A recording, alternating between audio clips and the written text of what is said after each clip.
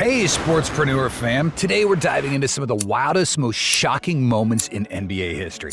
Times when fans cross the line and turn games into battlegrounds. If you think today's games are tame, think again. Fans have been crossing the line for decades, and some incidents have left lasting marks on the sport. Let me ask you this. Have you ever been at a game where a fan took it too far? Maybe they heckled a player, threw something, or even did something worse? Well, buckle up, because we're about to rewind the clock to some of the craziest moments when NBA fans went too far. Let's kick things off with the most infamous fan-player brawl in NBA history, the Malice at the Palace. If you've heard of it, you know it was pure chaos. If you haven't, get ready for one of the wildest nights the NBA's ever seen. It was 2004, and the Indiana Pacers were squaring off against the Detroit Pistons. Tensions were already high. The Pacers were one of the top teams, and the Pistons were defending champions. With less than a minute left, a hard foul from Ron Artest on Ben Wallace lit the fuse. As the players pushed and shoved, Artest decided to cool off by lying down on the scorer's table. That's when it happened. A fan threw a cup of beer at Artest. What happened next was unforgettable. Artest jumped into the stands. Fists flying and chaos erupted. The brawl spread like wildfire, involving players, fans, and even security. Did you know that after this incident, 9 players were suspended, resulting in a loss of $11 million in salary? It also led to stricter NBA rules on fan behavior and security measures. The Malice at the Palace wasn't just a black mark on the NBA's history. It reshaped how the league handles fan security, with stricter punishments for violent behavior. Fast forward to 2021, and we're still seeing fans cross the line, like during the Knicks vs. Hawks playoff game.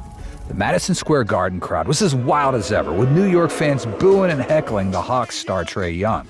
Young, to his credit, was shutting down the crowd with his performance, but one fan took things to a disgusting level. As Trae Young passed the sideline, a fan spat at him. Yes, you heard that right. Spit. Can you imagine that? It's one thing to heckle a player, but spitting is just another level of disrespect.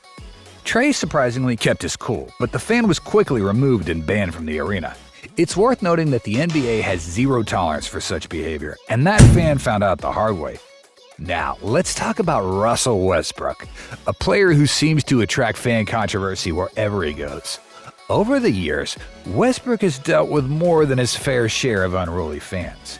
In 2019, during a game against the Utah Jazz, a fan yelled racist comments at Westbrook. The fan said, "Get on your knees like you're used to." Disgusting, right? Westbrook responded, telling the fan, "I'll F you up." Although this outburst wasn't ideal, it showed just how far a player can be pushed before they hit their breaking point. Westbrook didn't get off scot-free for his response, but that fan was banned for life from Jazz games. And that wasn't the last time Westbrook had a run-in with a fan. Later that same year, another Jazz fan shouted more insults at him, proving that some arenas have a real problem with fan behavior. It raises the question, is it just the attention fans want, or do some truly believe they can say anything without consequences?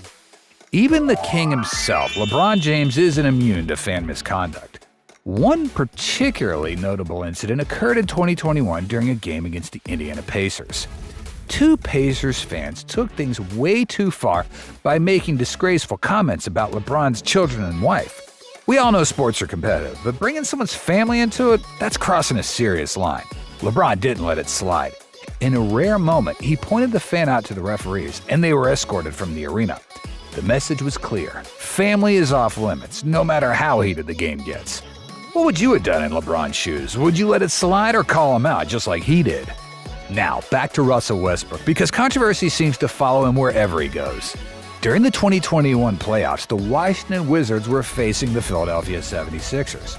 Westbrook injured his knee and was being escorted to the locker room when a fan poured an entire bucket of popcorn on him from the stands. Westbrook, already in pain, completely lost it and tried to go after the fan. Security had to restrain him to prevent another Malice in the Palace type situation. The fan, unsurprisingly, was thrown out and banned from the Wells Fargo Center for life. Why do some fans feel entitled to treat players this way? Is it for attention? Or do they believe they're part of the game when they act out? At the end of the day, the game belongs to the players and us, the fans. But crossing the line, that's where things go wrong. So next time you're in the arena, remember, respect the game, respect the players, and most of all, don't be that fan.